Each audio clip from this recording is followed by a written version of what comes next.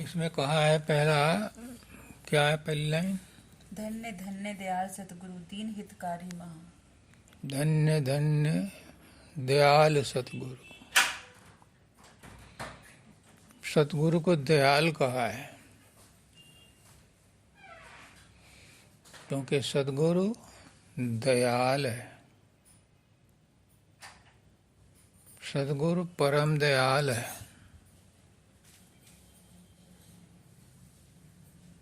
सतगुरु दाता है, देता रहता है। वो हमारी कमियों को नहीं देखता, हमारे अधिकार को नहीं देखता, हमारी एलिजिबिलिटी नहीं देखता, वो देता ही रहता है। सब कुछ देता रहता है, रात दिन देता रहता है। हम उसका धन्यवाद करते हैं। धन्य धन्य दयाल सतगुरु। जो हमें कष्ट आते हैं, जो हमें मुसीबतें आती हैं, ये दयाल सतगुरु नहीं देता।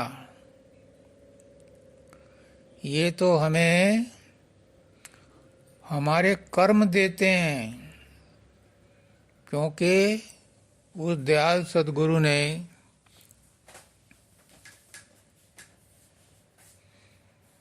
जब जीवों को नीचे उतारा तो जो काल है, निरंजन है, ठाकुर है, उसने प्रशासन चलाने के लिए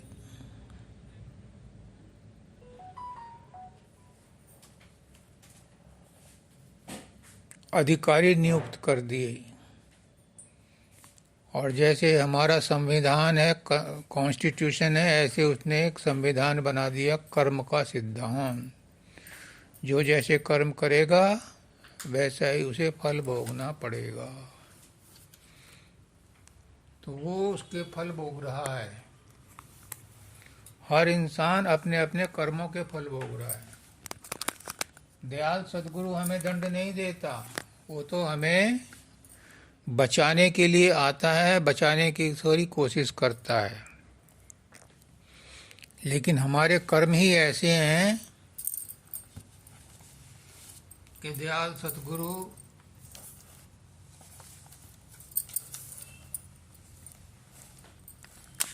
हमारी हर कमियों को माफ़ करता है, हर गलती को माफ़ करता है। और हम उसको नाजी कहते थे कि राजेश, तेरे टोकरी में कितनी बार खाली कर दी, तू फिर बढ़ता जाता है।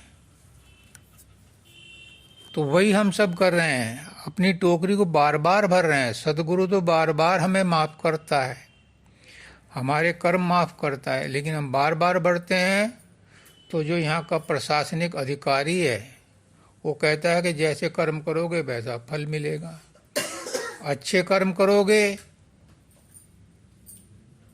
तो अच्छे फल भोगने पड़ेंगे, बुरे कर्म करोगे बुरे भोगने पड़ेंगे। लेकिन रहना इसी संसार में, इसको छोड़ के नहीं जा सकते। हमारे लिए उसने पिंजरे बना रखे हैं, पिंजरे, जेल खाने बना रखे हैं। एक मनुष्य का पिंजरा है, एक औरत का पिंजरा है, एक कुत्ते बिल्ली का पिंजरा है। ऐसे उसने तमाम पिंजरे बना रखे हैं जिसमें हमारी आत्मा को कैद कर रखा है। और वो अच्छे कर्म करती है तो बुरे कर्म करती है, तो रहती यहीं संसार में। दयाल सतगुरु हमें दंड नहीं देता, वो हमारे कर्मों का भुगतान नहीं कराता। कर्मों का भुगतान तो ये काल कराता है। दयाल सतगुरु तो दयाल है, वो तो हमेशा माफ करता रहता है। लेकिन कर्म इतने ज़्यादा हो जाते हैं कि उनको फिर भुगतना पड़ता है। आगे क्या कह रहे हैं दूसरी लाइन? चरण कमल की ओट कहकर भक्त परमानंद लहा, आप प्रगटे इस जगत में जीव के उपकार को। चरण कमल की ओट देकर। अब देखो, वो दयाल सतगुरु है, उसने एक इतनी छूट दे दी, इतनी हमें आजादी दे दी। दयाल कमल ने क्या, चरण कमल की ओट देकर कहा कि तुम कुछ भी करो, लेकिन चरण कमल की ओट में आ जाओ तो तुम्हारे ये कर्म भी माफ हो जाएंगे। अब चरण कमल की ओट कौन आवेगा? चरण कमल की ओट आना ही मुश्किल है। ओट कहते हैं, ओट ले ली हमने, यानी हमने जैसे बॉर्डर पर सैनिक जब लड़ता है तो वो आगे कोई पेड़ ले लेता है या कोई बंकर बना लेता है या कोई सीमेंट के या रेत के बैग बना लेता है, उसकी ओट ले लेता है। तो वो कहते हैं कि चरण कमल की ओट लेकर। अब चरण कमल की ओट लेना बहुत मुश्किल है। ओट तो बहुत सारी मिल जाएंगी, लेकिन चरण कमल की ओट बहुत मुश्किल है।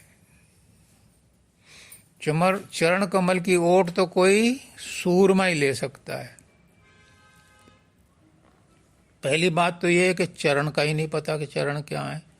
लोग बाग गुरु के चरणों को ही धो धो के पीते हैं। बाबा फकीर कहते कहते चले गए कि ये चरण चरण नहीं है।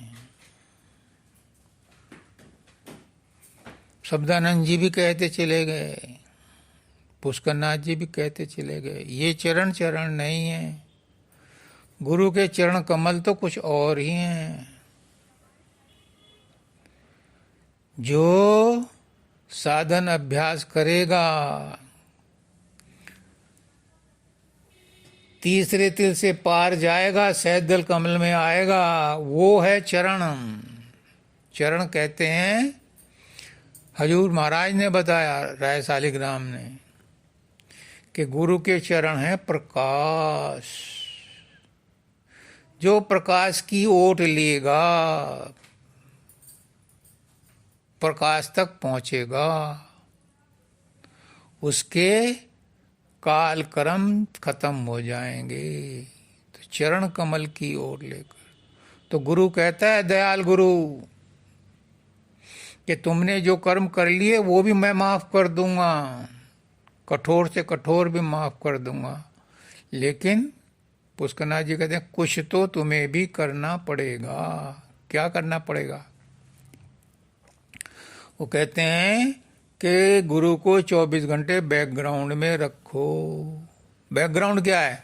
ये सैदल कमल है, ये तीसरा तिल है, इसके ऊपर आओ तो फिर आपको सदगुरु को सिर्फ याद करना है, फिर वो ओट मिल जाएगी। सैदल कमल में पहुंचते ही सारे काल कर्म जल जाते हैं, जन्म मरण का चक्कर खत्म हो जाता है। चरण कमल की ओट देकर भक्त परमानंद लहा। बस फिर जो है परमानंद की प्राप्ति होती है, उससे कम में नहीं, इन चरणों के सेवा करने से नहीं।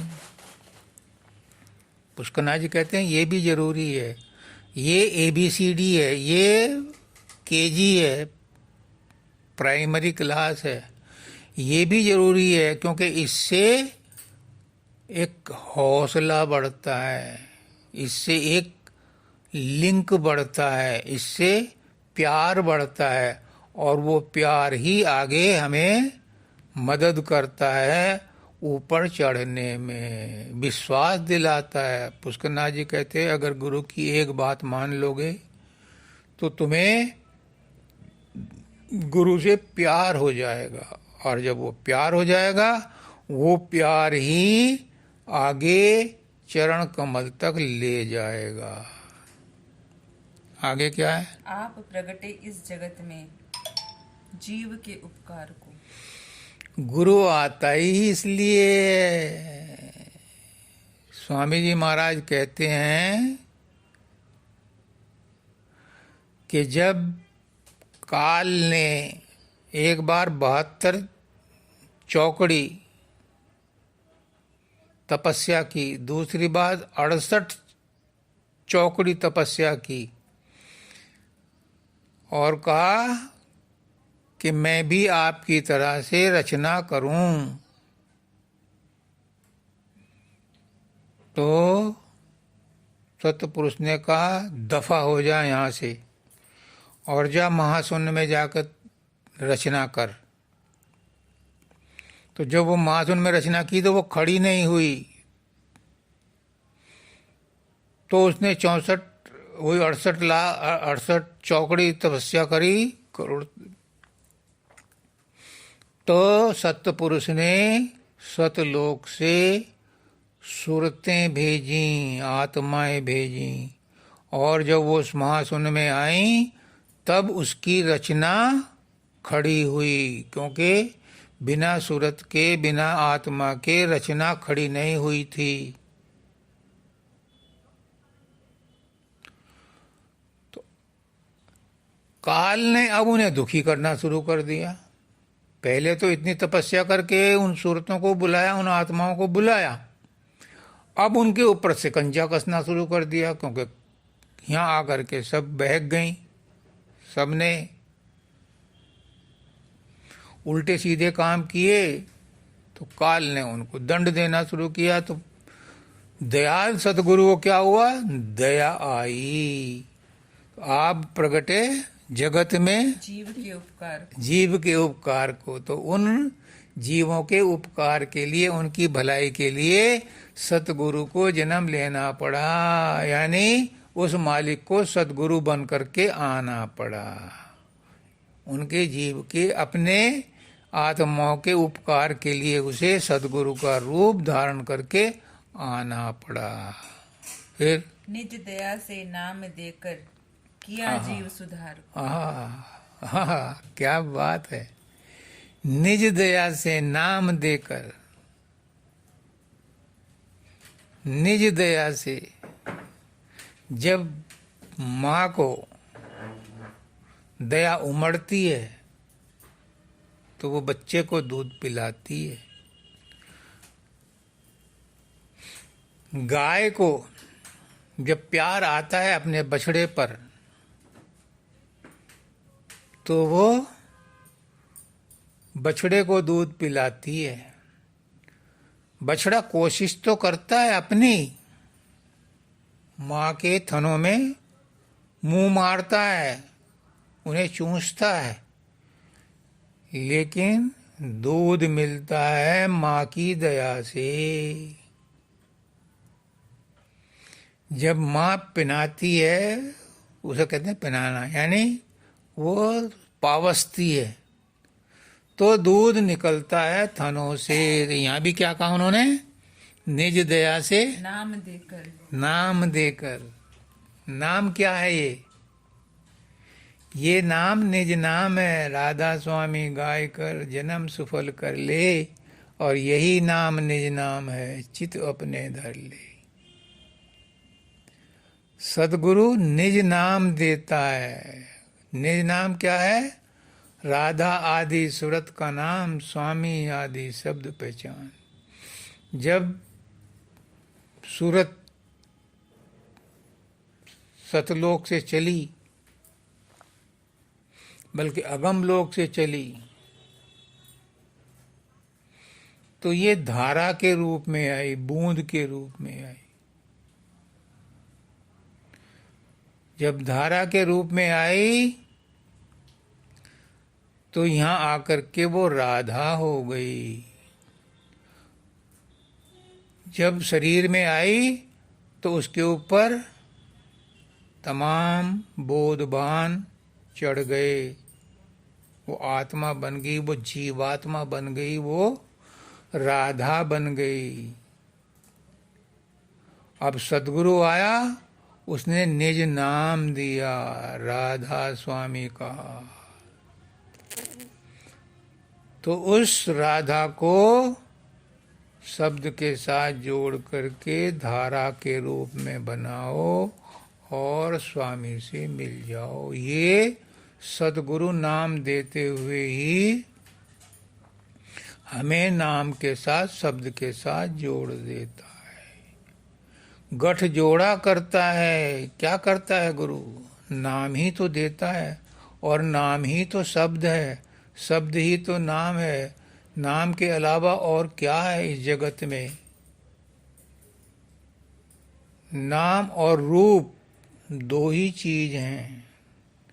जिसका नाम है उसका रूप है, और जिसका रूप है उसका नाम है। और नाम और रूप किसके हैं? जब उसने कहा, पुष्करनाथ जी कहते थे कि उसने कहा मैं एक से अनेक हो जाऊं, तो उसके पास कोई रॉ मटेरियल नहीं था, उसके पास कोई फैक्ट्री नहीं थी जिसमें वो विभिन्न प्रकार के सांचे बना करके और रचना करे। तो उसने क्या कहा कि मैं एक से अनेक हो जाऊं, और अनेक रूपों में प्रकट हो गया। अनेक रूपों में कौन है फिर? वही मालिक है, वही परमात्मा अनेक रूपों में है। सभी में वही है। जितने भी सृष्टि में रूप हैं, जितने भी नाम हैं, ये सब किसके हैं? ये सब उसी मालिक के हैं। और इसीलिए हम कहते हैं अपनी प्रार्थना में, नहीं रूप कोई है सब रूप तेरे, तेरी सब ही प्रजा है और भूप तेरे। धरा संत अवतार जग को चिताया, मुझे मैं अपना मेरा रूप मुझको सहज में लखाया। तो वो सहज में ही हमारा रूप लखा देता है, क्योंकि सारे रूप उसी के। वो कहता है जब नाम देता है अपना ही नाम देता है, और उसी नाम में नामी छुपा हुआ होता है, उसी रूप में रूपवान छुपा हुआ होता है।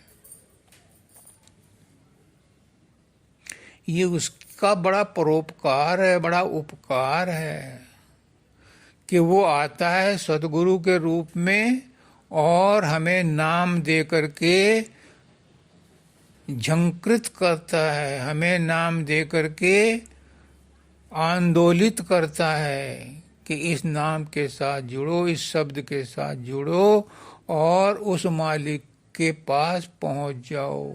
क्यों? क्योंकि जब उस मालिक ने कहा था मैं एक से अनेक हो जाऊं, अनेक रूपों में वो रूप बन करके ही नहीं रहा, वो रूपवान बन के भी है, वो नामी बन करके भी है।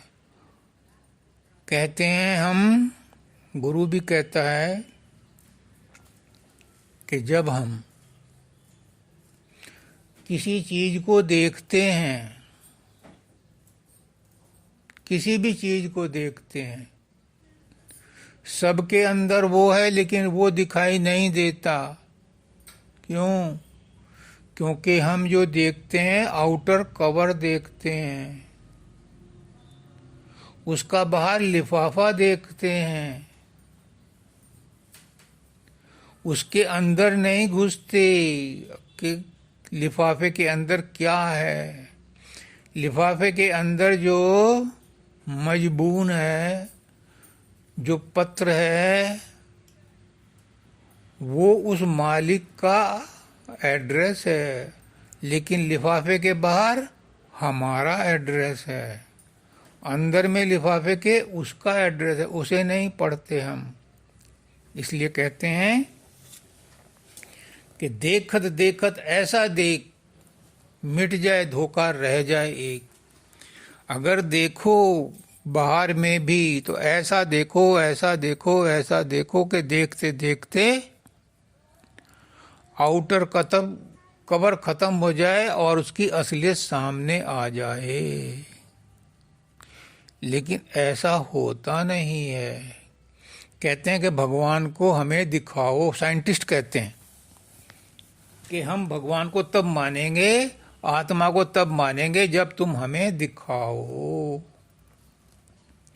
वो प्रूफ चाहते हैं इन आंखों से देखना। तो इन आंखों से क्या दिखाई देगा? इन आंखों से तो स्थूल तत्व दिखाई देगा। अपने आंखों को इतना सूक्ष्म बनाओ कि सूक्ष्म दिखाई देने लगे। अब तुम्हारी जितने भी टेलीस्कोप हैं उसमें सूक्ष्म भी बड़ा बन करके दिखता है, लेकिन कोई ऐसी टेलीस्कोप बनाओ जो सूक्ष्म को इतना सूक्ष्म कर दे कि बिंदु बिंदु ना रहे। कहते हैं कि बिंदु को की डेफिनेशन जो है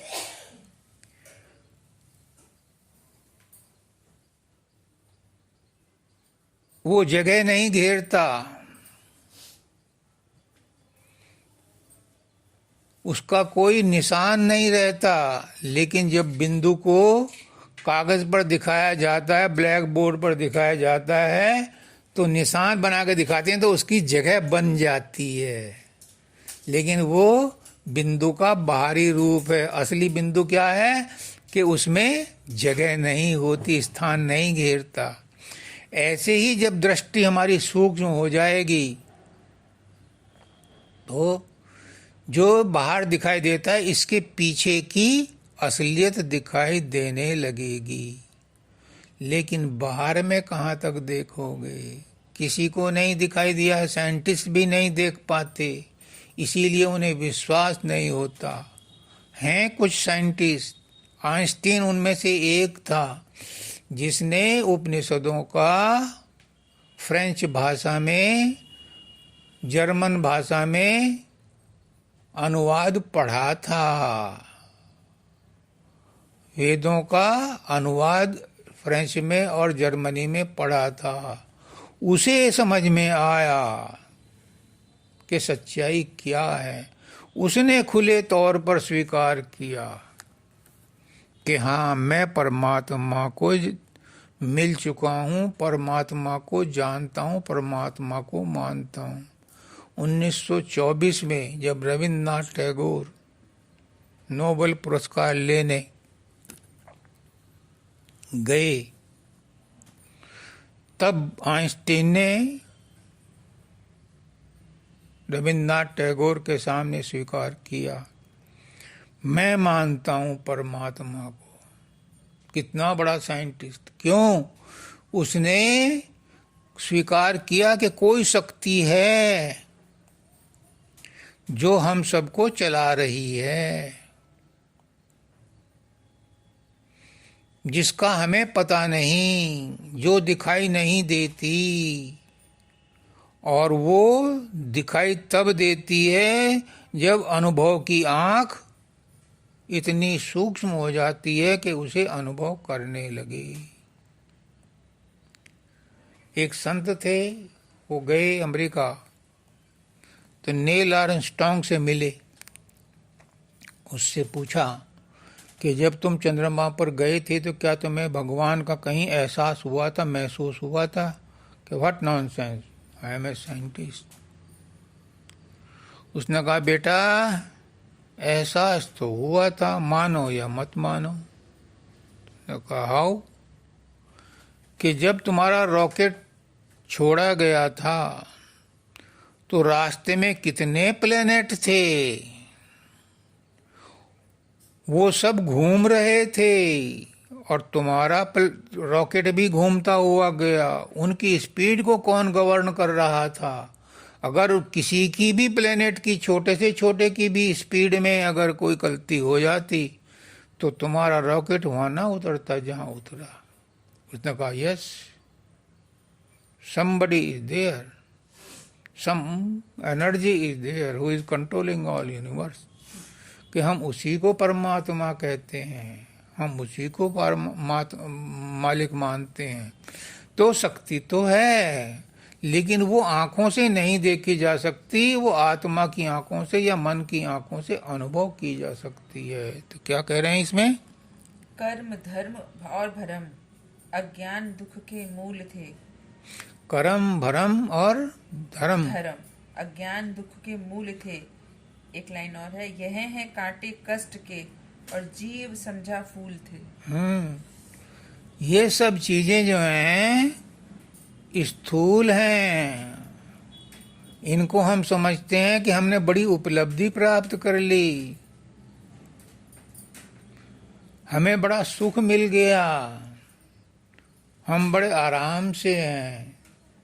लेकिन कोई आराम से नहीं है, कोई उपलब्धि नहीं है, क्योंकि इन उपलब्धियों के बाद हर इंसान और ज़्यादा परेशान है, उसकी कॉम्प्लेक्सिटी और ज़्यादा बढ़ गई, उसकी विषमताएं, उसकी परेशानियां और ज़्यादा बढ़ गई।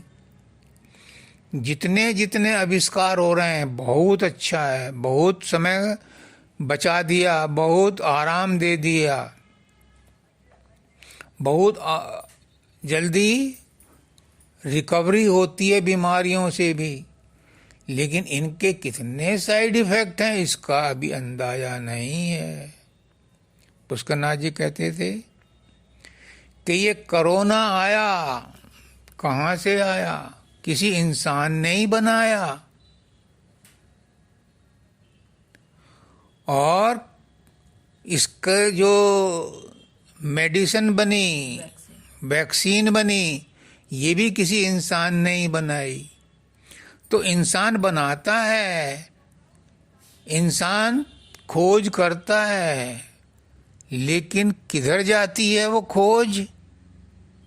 वो उल्टा ही असर डालती है। जितने आराम की चीजें हैं, बाबा शब्दानंद जी कहते हैं कि पहले लड़ाइयाँ होती थीं लाठी डंडों से, तीर तलवार से, अब होते हैं बम से। बंदूक से भी नहीं, बम से होती हैं लड़ाइयाँ। और अब एक गलती आखिरी गलती हो जाएगी, इसलिए सब डरे बैठे हैं। पहले गलतियों को सुधारा जा सकता था, अब गलतियां नहीं सुधरती। अब एक गलती ही आखिरी गलती है। पहले अगर एक बैलगाड़ी दूसरी बैलगाड़ी से टकरा गई तो ज्यादा नुकसान नहीं होता था। आज रेलगाड़ी दूसरी रेलगाड़ी से टकरा जाए, कितना जन और धन का नुकसान होता है। एक हवाई जहाज टकरा जाए तो कितना होता है। ऐसे ही हम जिनको सुख सुविधा समझ रहे हैं, उनका कितना प्रभाव पड़ रहा है। पुष्करनाथ जी कहते थे कि समुद्र की मछलियां, समुद्र का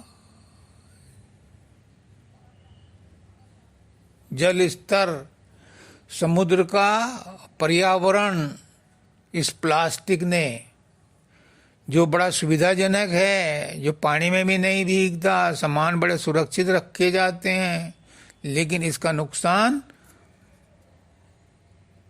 प्रकृति कितनी झेल रही है इसका अंदाज नहीं लगाया जा सकता।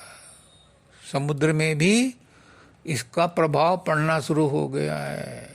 पृथ्वी पर तो है ही, जल में भी पड़ना शुरू हो गया है। एक प्लास्टिक की कौन बात करे, जितने ये एसी चलते हैं ये कितनी गर्मी पैदा करते हैं, ये कितना नुकसान देते हैं, ये कितनी हीट पैदा करते हैं। ग्लोबल वार्मिंग के लिए कौन जिम्मेदार है? क्या सूरज जिम्मेदार है? सूरज तो अनंत काल से चला आ रहा है, तब से क्यों नहीं ग्लोबल वार्मिंग हुई? ये ग्लोबल वार्मिंग कहाँ से हो रही है? ये हमारे जो इतने इक्विपमेंट हैं, इतनी जो गैस पैदा होती हैं, जो खाद में रसायन लगाए जाते हैं, ये कौन खाता है? ये इंसान को ही खाने पड़ते हैं, वही इनका प्रभाव पड़ता है उन्हीं पर, और वो कितना नुकसान देते हैं। ये सब किसका प्रभाव है? ये हमारी उन्नति का प्रभाव है। उन्नति गलत नहीं है, विज्ञान की खोज गलत नहीं है, लेकिन इसमें अध्यात्म नहीं जुड़ा है, इसलिए ये गलत डायरेक्शन में जा रही है। मानव दयाल जी कहते थे कई बार सत्संग में, बड़ी मार्मिक बात है, भारतवर्ष में अभी और 10 साल लगेंगे।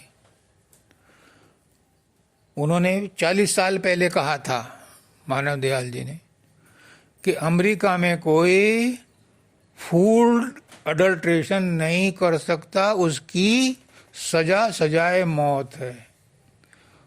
यानी खाने पीने के पदार्थों में वहाँ मिलावट नहीं होती। कितना ही हमारा गेहूं, आम, फल वापस आ जाते हैं अमेरिका से, क्योंकि वहाँ फूड में अडल्ट्रेशन नहीं चला। बहुत बारिश के देखते हैं इसमें खाद कौन सी लगी है, ये नुकसान देगी बॉडी को, तो वो एक्सेप्ट नहीं करते, कंसाइनमेंट के कंसाइनमेंट वापस कर देते हैं। और भारत में पहले भिंडियों में कीड़े अक्सर मिलते थे, बैंगन में कीड़ा अक्सर मिलता था, आज ढूंढने को भी नहीं मिलेगा। क्यों? क्योंकि वो केमिकल इतने लगाते हैं, और वो केमिकल कहाँ जाते हैं? हमारे ही पेट में जाते हैं, इसलिए उससे अल्सर बनते हैं, इसलिए उससे ब्लड शुगर बनती है, इससे उससे नुकसान कितने होते हैं। ये नहीं कहता, कोई भी संत नहीं कहता कि नहीं होना चाहिए, होना चाहिए, लेकिन जैसे अमेरिका में फूड आइटम के ऊपर कंट्रोल है, स्ट्रिक्ट कंट्रोल है, ऐसे ही हर मामले में स्ट्रिक्ट कंट्रोल के साथ तरक्की होनी चाहिए। और इस तरक्की के लिए क्या करते हैं? मेरे दिमाग में उस मालिक ने एक आंदोलन भेजा है कि विज्ञान की तरक्की के साथ अगर इसमें स्पिरिचुअलिटी लग जाए, अध्यात्म लग जाए, तो विज्ञान की तरक्की के साथ साथ ये सही दिशा में आगे बढ़ेगी, फिर मानव मात्र का कल्याण होगा। क्योंकि तरक्की हम किसके लिए कर रहे हैं? सहूलियतें किसके लिए जुटा रहे हैं? मनुष्य के लिए। और मनुष्य को क्या उनका बेनिफिट मिला? नहीं मिलता। क्यों? क्योंकि उसमें साइंटिस्ट जो हैं अंधाधुंध रिसर्च करते हैं और उन्हें आध्यात्म का ज्ञान नहीं होता। जिनको अध्यात्म का ज्ञान होता है फिर वो विनाशक चीज़ों की तरफ नहीं जाएंगे, फिर वो ऐसी चीज़ ईजाद नहीं करेंगे जिससे कि जैसे अमेरिका में फूड आइटम पर कोई अडल्ट्रेशन नहीं चलेगा, वहाँ 0% टॉलरेंस है। वो कहते हैं वहाँ सजाए मौत अगर कोई फूड अडल्ट्रेशन पाया गया किसी आइटम में, वो नहीं अलाउ कर। इसी तरह से जब सब जगह ये जागृति आएगी तो फिर इंसान विश्व मानव बनेगा, फिर हमारी जाति, धर्म, राष्ट्रीयता सब एक हो जाएगी। और वो एक क्या होगा? फिर वही होगा जो आदि में था कि मैं एक से अनेक हो जाऊं। अनेक में भी वही है, लेकिन पहचान कब होगी? जब हम वापस लौट करके अपने आप को कहेंगे कि हम विश्व मानव बने हैं। हम अपना ही भला न सोचें, हम सबका भला सोचें, क्योंकि सबके अंदर भी वही है। जो फूड में अडल्ट्रेशन करते हैं, क्या वो इंसान नहीं? वो भी इंसान है। मैं देखता हूँ इस सोसाइटी के इधर लेफ्ट साइड में सुबह को, हालांकि नगर निगम की गाड़ियाँ आती हैं कूड़ा उठाने के लिए, लेकिन कुछ मंचले ऐसे हैं मोटरसाइकिल पर अदबद करके वो अपने कूड़े के पैकेट सड़क पे छोड़ के जाते हैं, और थोड़ी देर बाद कार आती है, उन्हें कुचल जाती है, तो वो सारा रोड कचरे में हो जाता। क्यों? क्योंकि वो समझते हैं कि हमने अपने घर का कूड़ा बाहर फेंक दिया। बाहर में कौन है? बाहर में भी तो वही है जो अंदर है। जब सब हम एक दूसरे को गैर समझते हैं तो हम विभिन्न हो जाते हैं। जब हम एक दूसरे को दूसरा ना समझ करके सबका कल्याण समझते हैं तो हम विश्व मानव की ओर चलते हैं। संत कहते हैं कि अगर तुम दूसरों के प्रति संवेदनशील हो, दूसरों के दुख को अपने दुख जैसा समझते हो, तो तुम परमात्मा के पास हो, क्योंकि परमात्मा ही सबके अंदर है। इसीलिए कबीरदास जी ने कहा है कि दया राग धर्म को पाले, जग से रहे उदासी, अपना सा जीव सबका जाने ताई मिले। तभी विश्व मानव बनेगा, तभी भाई भाई बनेंगे सब, तभी एक दूसरे के दर्द को बांटेंगे, और तभी परमात्मा राजी होगा, क्योंकि परमात्मा तो सबके अंदर अभी भी है। हम कहते हैं कि परमात्मा सबके अंदर है, दिखाई क्यों नहीं देता? मैं कहता हूं कि परमात्मा तो तब दिखाई देगा जब पहले तुम अपने आप को पहचान लो, अपनी आत्मा को पहचान लो। जो अपनी आत्मा को पहचान लेता है वही परमात्मा को पहचान सकता है। जिसने अपने आप को नहीं जाना वो दूसरों को नहीं जान सकता। जब तक हम अपने आप को अलग समझेंगे तब तक हम दूसरे के साथ नहीं जुड़ सकते। विनोबा भावे ने कहा है, आज जरूरत है विश्व मानव बनने की, दूसरे के दिल तक पहुंचने की। जब हम दूसरे का दिल तक पहुंचेंगे तो कोई हमारे दिल तक भी पहुंचेगा, तब भाईचारा बढ़ेगा। नेक्स्ट क्या है? शब्द योग की आप ही ने आप दी शिक्षा हमें। शब्द योग की आप ही ने आप दी ही। शिक्षा हमें। हाँ सुगम बस, मिट्टी से मिल गई भव तारण की दीक्षा हमें। बस ये जितना भी अब तक कहा है, आप कहेंगे कि इसका तरीका क्या है, इसका उपाय क्या है, इसका साधन क्या है? वो साधन ये बता दिया, आप ही ने आप दी शिक्षा हमें। आप दी शिक्षा हमें। काहे की? भव तारण की भव तारण की दीक्षा हमें। दीक्षा में क्या है? वो शब्द, शब्द योग की। आपने हमें नाम दे करके, गुरु ने जो नाम दिया है, क्या है वो? वही है शब्द, वही है नाम जो गुरु ने दिया है।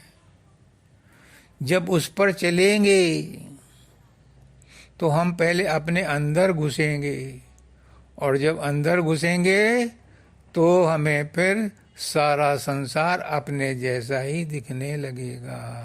फिर हमें सबके प्रति सहानुभूति हो जाएगी। फिर हमें कोई गैर नहीं नजर आएगा। फिर हम सड़क पर कूड़ा नहीं फेंकेंगे। फिर हम दूसरे का बुरा नहीं सोचेंगे। फिर हम क्या होंगे? फिर हम विश्व मानव बनेंगे। फिर हम परमात्मा के सच्चे बंदे बनेंगे। आगे राधा स्वामी सतगुरु करुणा सदन दे नाम दान। सहज में हमको उबारो बख्शो अपना सत्य ज्ञान।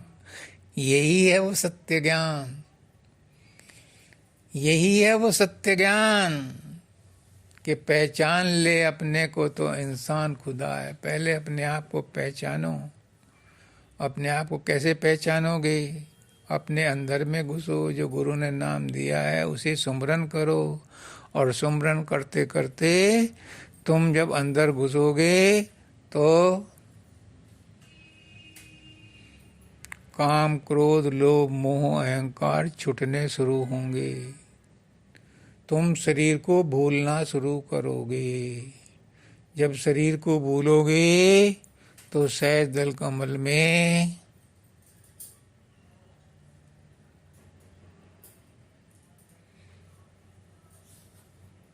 तुम्हारे काल कर्म कट जाएंगे। वहाँ गुरु का रूप प्रकट होगा।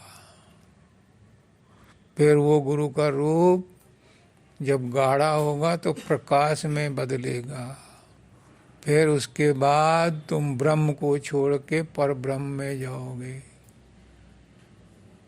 ब्रह्म है त्रिकुटी, ब्रह्म है त्रिलोकी, ब्रह्म है संसार, ब्रह्मांड। जब विराट से और ब्रह्मांड से, शरीर से और मन से परे जाओगे तब कारण शरीर में पहुंचोगे। कारण शरीर के बाद पार ब्रह्म में जाओगे। पार ब्रह्म में मानसरोवर में स्नान करोगे। तब तुम अपने आप को पहचानोगे। फिर तुम सब के अंदर परमात्मा को खुली आंखों से देख सकते हो। साइंटिस्ट पूछते हैं हमें खुली आंखों से दिखाओ। उनसे कहो कि पहले तुम ब्रह्म में जाओ और ब्रह्म के पार पार ब्रह्म में जाओ, तब तुम्हें खुली आंखों से देखोगे परमात्मा का नज़ारा। जैसे तुम इलेक्ट्रॉन प्रोटॉन को देखते हो, ऐसे ही तुम परमात्मा को भी देखोगे, आत्मा को भी देखोगे। पर पहले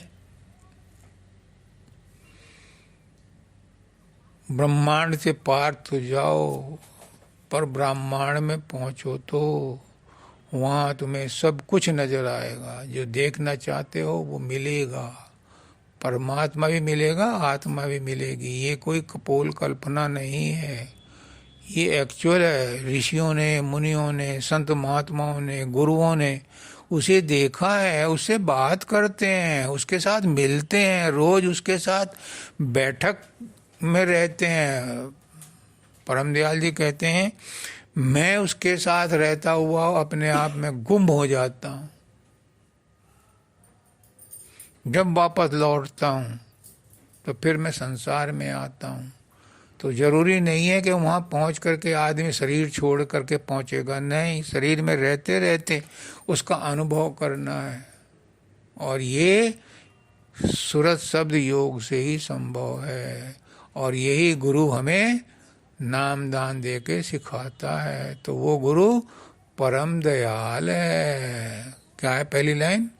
धन्य धन्य दयाल सतगुरु, दयाल सतगुरु है वो। हम उस हितकारी महा, वो दयाल है, हितकारी है, हम उसका धन्यवाद करते हैं। पुष्करनाथ जी कहते हैं कि तुम अगर किसी से कोई सामान लो या कोई तुम्हारे ऊपर उपकार कर दे,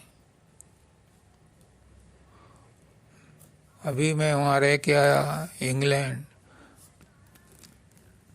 अगर कोई सामने खड़ा है और तुम्हें जाना है तो आप उसे कहेंगे एक्सक्यूज मी। यहाँ तो धक्का दे के निकल जाते हैं और गाली और भी देते हैं उसको दो चार। वहाँ इंतजार करते हैं उसके हटने की, उसको बोलते हैं एक्सक्यूज और फिर तुरंत कहते हैं धन्यवाद, थैंक यू। हम इन कामों के लिए तो धन्यवाद देते हैं। परमात्मा ने हमें कितना कुछ दे रखा है, उसके लिए कभी परमात्मा को धन्यवाद नहीं देते, कभी शुक्रिया नहीं बोलते। शिकायत करेंगे, तूने हमें एक गाड़ी दी है, दो क्यों नहीं दी? एक मकान दिया, दो क्यों नहीं दिए? तूने लड़कियां दी, लड़का कोई नहीं दिया। तुमने इतना धन क्यों नहीं दिया? उसके पास इतना है। जो उसने दिया है उसका धन्यवाद नहीं देते। एक नौजवान था, उसको कुंठा हो गई, उसको नफरत हो गई, क्योंकि जिस काम में हाथ डालता था वो असफलता मिलती थी, नौकरी नहीं लगी। एक दिन वो जो है आत्महत्या करने के लिए जाने लगा। और गुरुदयाल हितकारी है, आ गया कोई संत बाबा। जब उसने नदी के किनारे खड़ा देखा उसे, वो बोला, यंग मैन, क्या सोच रहे हो? आत्महत्या करने की सोच रहा हूँ। क्यों? कि मुझे परमात्मा ने कुछ दिया ही नहीं, मेरे पास कुछ है ही नहीं, मैं इस जीवन को लेकर क्या करूं? उसने कहा, तुम्हें 10-20 लाख रुपए दिलवा दूं तो तुम्हारा काम चल जाएगा? हाँ, हो जाएगा। तो कहा कि अपनी एक आंख दे दे 1 लाख रुपए में। अब नहीं, मैं तो नहीं देता।